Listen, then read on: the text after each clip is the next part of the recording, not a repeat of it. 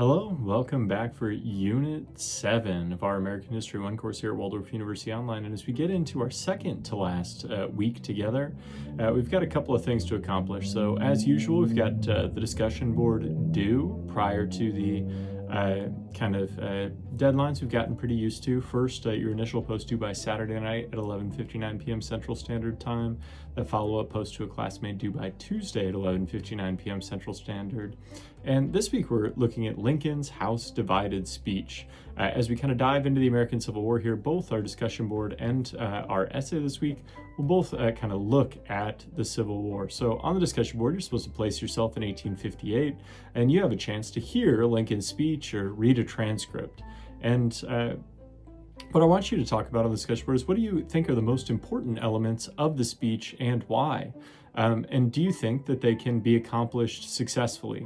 So then when you go to respond to one of your classmates, make sure you're considering how the central construct that a house divided against itself cannot stand could be kind of applicable in a variety of ways in today's kind of divisive society.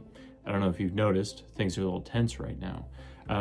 How can we use the lessons of Lincoln to unify our society a little bit? So something for us to think about and a way to imply kind of something from the past into our modern moment.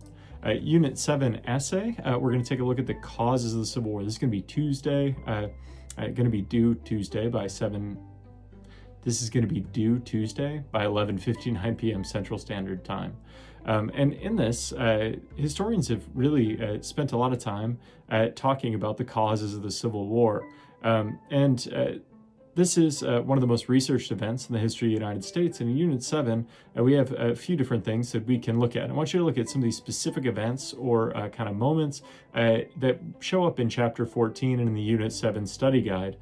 So I want you to select one to focus on as you put together your essay. So your options are the Compromise of 1850, the Kansas-Nebraska Act, the presidential election of 1856, Dred Scott versus Sanford, which is a United States Supreme Court decision in 1857, the Lincoln-Douglas debates, John Brown's raid on Harper's Ferry, or the presidential election of 1860. So I want you to just pick one.